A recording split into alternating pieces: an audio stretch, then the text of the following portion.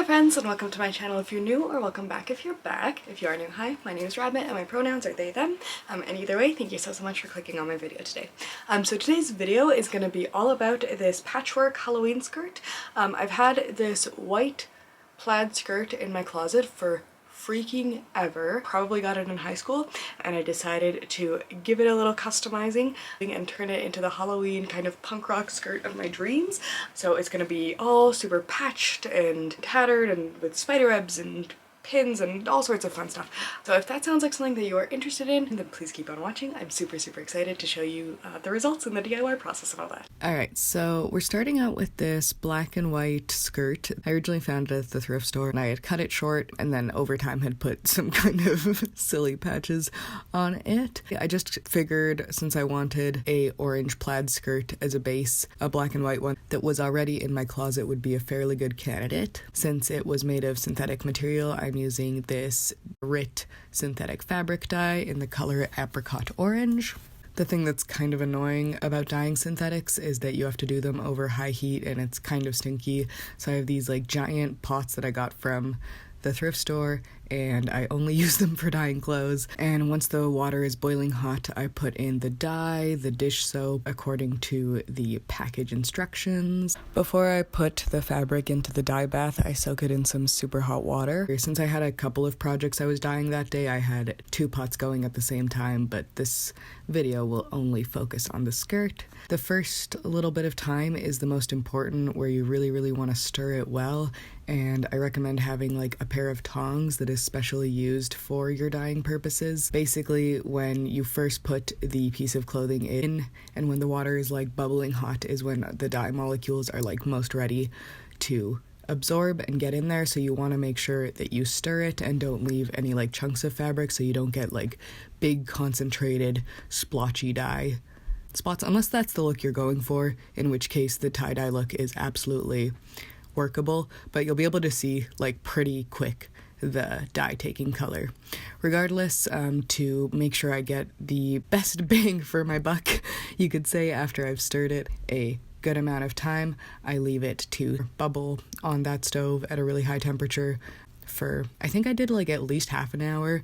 Once it's boiled, you rinse it and just put it in the washer and dryer. Then I have my nice orange skirt and all this scrap spiderweb fabric that has been left over from a bunch of different projects that I have made out of it. So first I'm trimming stray pieces of thread off the skirt and getting ready to layer on a bunch of this spiderweb fabric, and I wanted to give it just like a very tattered, stringy sort of look. Like, you know those cobwebs that you can use in Halloween decorations? I wanted to give it that kind of look. So I'm going ahead and pinning on pieces of this fabric. I love keeping scraps of interesting looking fabrics to use in these kind of projects where you can just like sew little extra triangles on and shred it up more and like, yeah, have a use for all the bits and bobs that tend to be left over when you make bigger projects. So I'm going ahead and just pinning the spiderweb fabric all along the hem of the skirt. It doesn't have to be even, it's gonna look really messy and that's the point of it, so just going really rough and quickly across it and then securing it with a really wide big zigzag stitch with my sewing machine. Obviously you could do all the sewing by hand, but I love the convenience and speed of the sewing machine, so that's my personal way to go. And now it's time to distress it, so I'm taking a little seam ripper and just going hard and ripping a bunch of holes into the hem of the fabric, into the middle of the fabric, using tiny scissors, using big fabric scissors, using my hands, just getting a nice good rip in until you're satisfied. You can also use a cheese grater to speed up this process, but I didn't feel like picking out fabric from my cheese grater at this moment in time.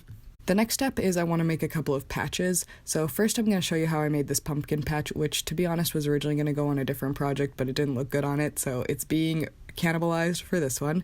I drew out a pumpkin shape on a piece of paper and then pinned it on a piece of orange felt that I've pinned in half, and then I cut it out with some fabric scissors so I get a nice pumpkin silhouette. And for the stem I'm taking a piece of green felt and cutting out a little stem shape. Originally I wanted to make these orange pumpkins to be pockets on this like gingham dress, but it just looked kind of weird on it, and that's why there's two of them, but only one of them is going to end up going on this plaid skirt.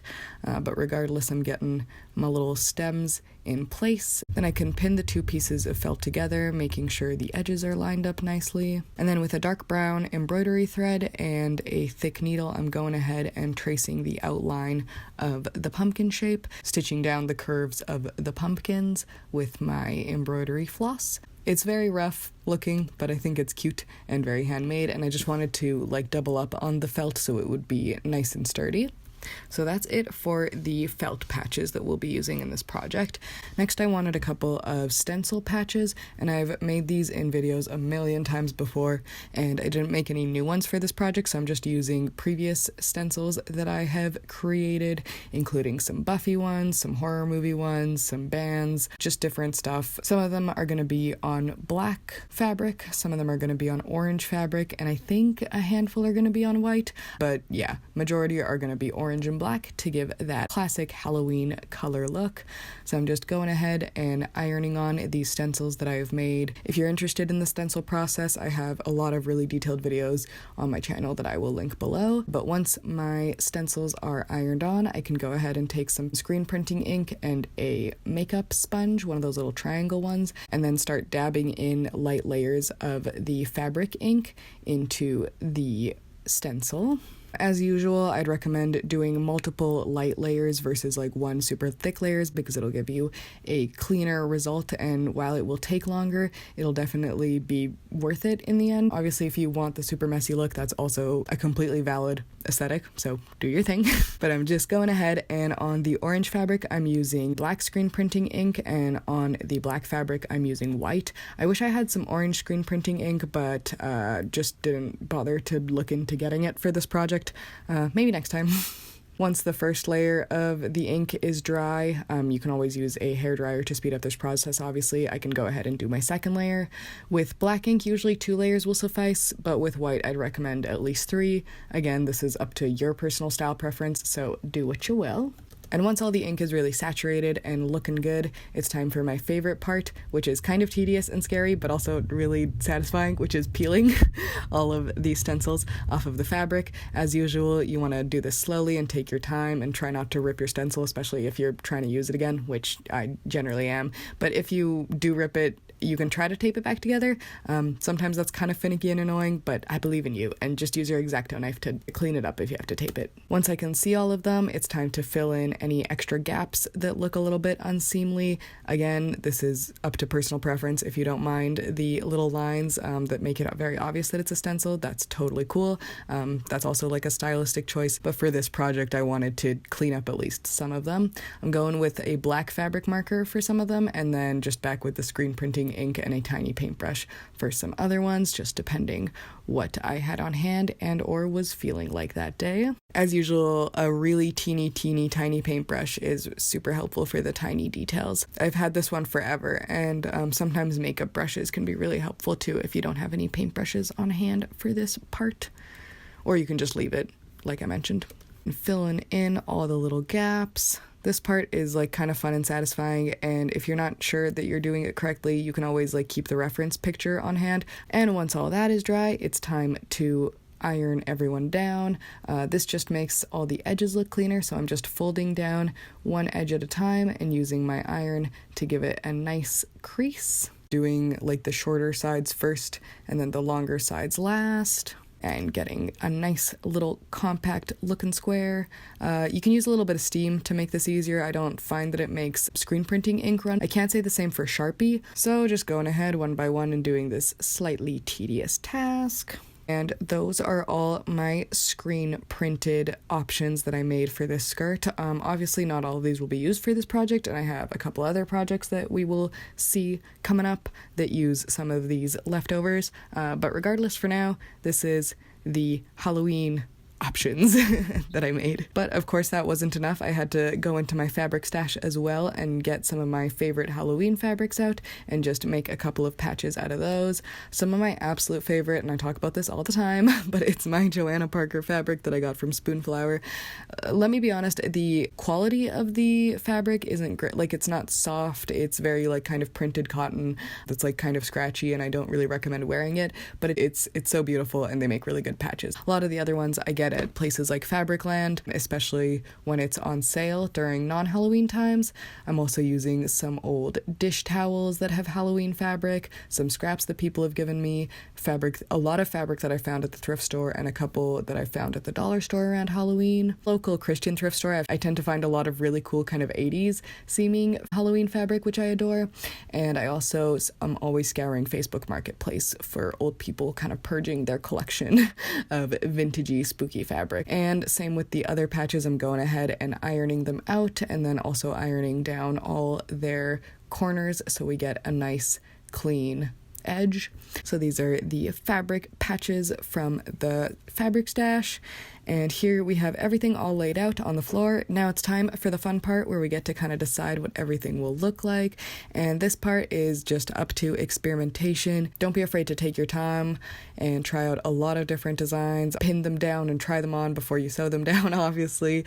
Going ahead and testing out some different designs. I wanted a mix of bands and movies and just general spooky seeming stuff on there, and once I have a kind of idea of it, I can start pinning everything down, and I try it on as I pin things down to make sure everything's still looking good and I can like change it as I go. Originally, I put a lot of stuff on the back of the skirt and I ended up taking a lot of that off. Really didn't like that, so most of the design is on the flat part of the skirt, and yeah, I just feel like it looks a little bit cleaner. But once everything's pinned on and I've confirmed that I like the layout of it all, I can go ahead and sew it down. Normally for these projects I'll use contrasting thread, but I think I used black thread on the black patches as well as the orange patches for this, mostly because I don't have any cool orange thread and I didn't want to like add in white as like an extra thing. So going ahead and sewing everything down. Again, you can do this by hand, but I just love having a sewing machine and being able to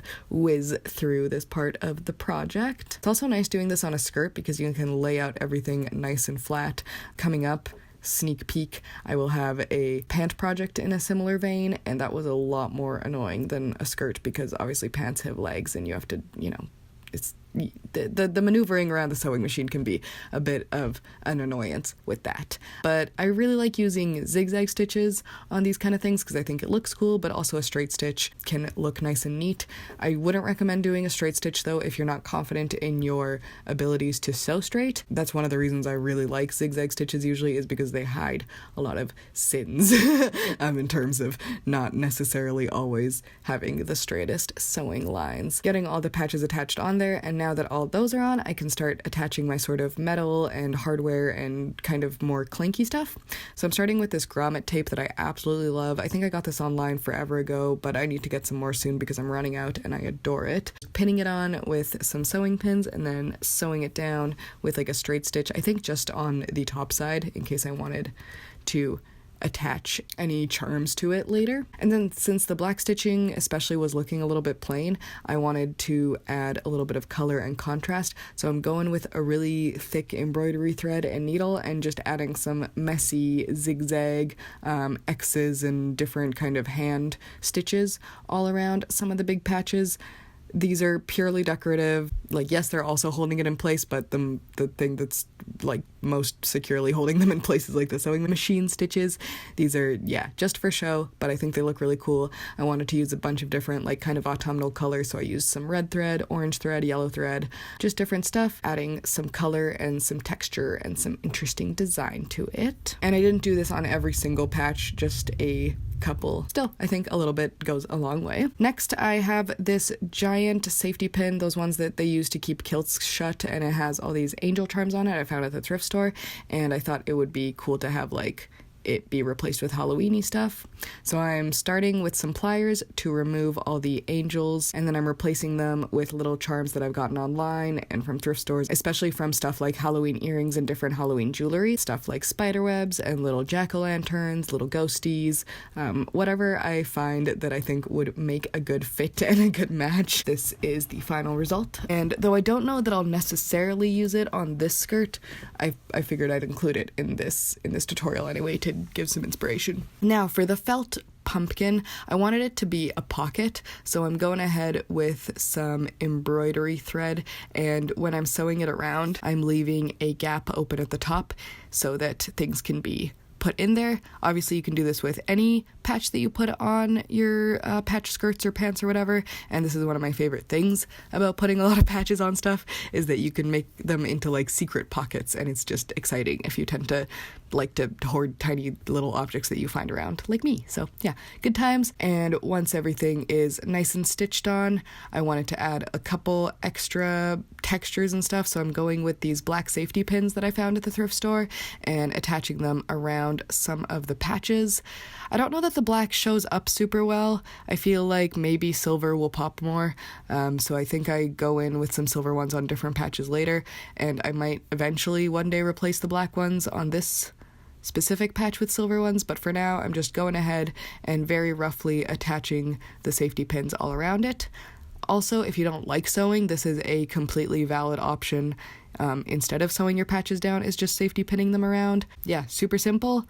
No fuss, no muss, and well, a little bit of fuss because you have to put them in, and a little bit of muss because it makes some holes, but it's not that big of a deal. I'm just going ahead and using those pins all around a couple of patches. Then I wanted to add some buttons down the front of it, and I was torn between pumpkins, like little shiny pumpkins, and candy corns, and I still might change it back to candy corns, but I did end up going with these buttons. I got these on Facebook Marketplace, and I adore them. They're just like sparkly pumpkin buttons, and they're perfect. I'm going ahead and sewing them down the front. I don't know if there's a super proper way to sew buttons on. I'm sure there is, but I'm just going ahead and adding a bunch of stitches and tying it a lot so they don't go anywhere.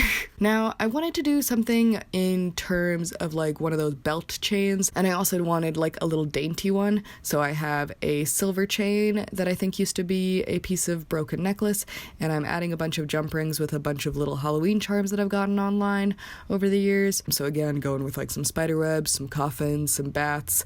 These are all, yeah, collected from different pieces of jewelry from online stores, from Facebook Marketplace.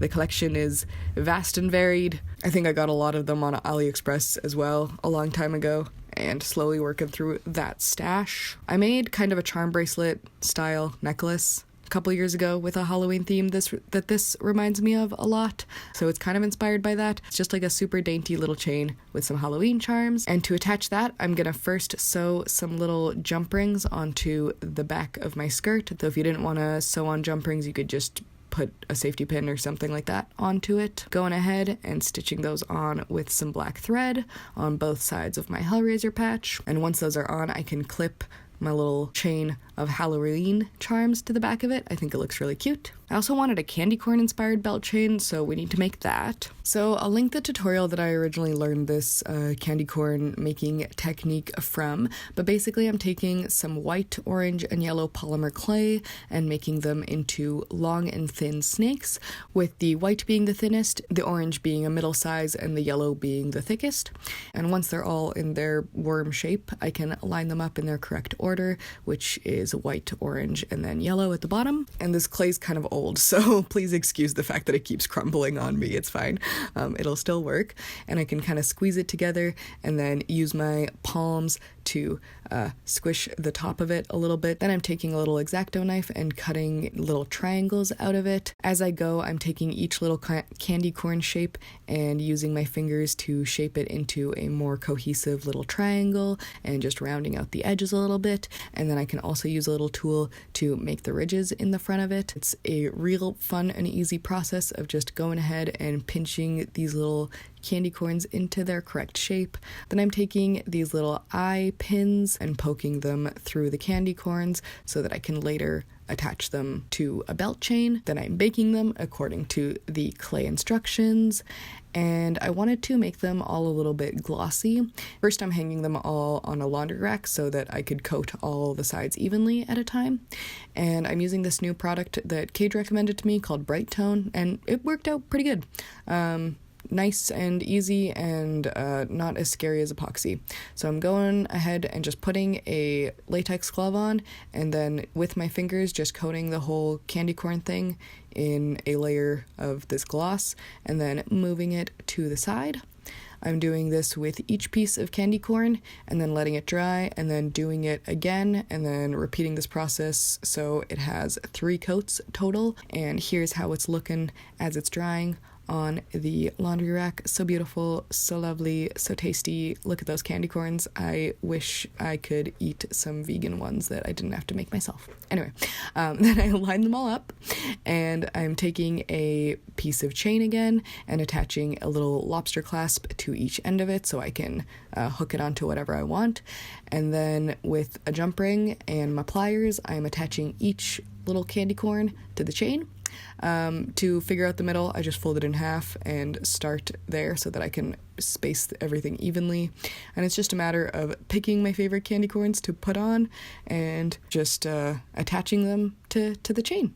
It's a really fun time and a really fun look, and I just my candy corn jewelry collection just grows every year, I feel like. Once all the candy corns are on, we have this lovely creation that I can attach to my skirt. As an extra little accessory, I have this scrapbooking tag of like a spooky little black cat that I am attaching with a safety pin. I'm gonna sew this one on also later for extra security, but for now I think it looks really cute just like that. And then for an extra teensy tiny bit of texture, I'm using some old necklace chain and chain that I got from my brother's old Warhammer projects to attach to the skirt. I am just using some safety pins to pin the chain in sort of random spots on random patches. I'll see how this goes, and if it gets really annoying to be caught on stuff all the time, then I'll take them off. But for now, I think it's cool. But I'd recommend, if you want your chains not to break, probably use a thicker one than I am. And for an extra little bit of detail, I'm putting on some spider charms and little spooky charms onto some of the safety pins. And here I am attaching a little jack-o'-lantern charm to one of the chains that I have safety pinned onto my skirt. It kind of makes it drip down in an odd way, so I don't know that I love it, but we'll see how it goes. Here is the little spider charm that I attached to a safety pin, and that's what the chains look like up close. So that is pretty much the skirt complete. Now let's see the reveal. Hey, I just wanted to show really quickly the skirt on. Final results, reveal, etc., etc. Pretty happy with how it turned out. It's got a lot of cool patches on it. There was a lot of like back and forth. Like originally I had way more stuff on the back, but I was like showing it to Cage and he was like, I don't know, like it kind of with the ruffles, and I kind of agreed. So I kept the concentration of the stuff mostly to the front. The spiderweb frill I think works really cool, and I love all like the teeny tiny shiny elements of like pumpkin buttons and little charms and little chains and this pocket and like my little cat charm. So yeah, fun time. Very, very excited to wear it out. I think it looks great with like big stompy boots. You know those like boots, I don't think they make them anymore. They were like those big platforms with like the pumpkins on the buckles all the way down. Those were really cool. I feel like those would be really good with the skirt. But regardless, I feel like they work good with my stompy demonias. They're great. Final results. Happy with it. Last step that I need to do as I film this is add like a layer of glow-in-the-dark paint to the white stuff just so I can be extra cool and glowy on the nights out that I wear this. But otherwise, it'll look the same. And I do think the candy corn chain and this chain are really, really cool. Alright, so that's all I've got for you today. I really hope you enjoyed. I hope this inspired you to maybe customize something of your own. It doesn't have to be a skirt. It could be a jacket or a shirt or backpack or purse or truly whatever you want in the world. Yeah, this was a super, super fun project. I hope that you can apply some exciting techniques to your own things in the future. And in the meantime, good luck with everything. Happy spooky season, and I hope to catch you in the next one. Alright, bye for now.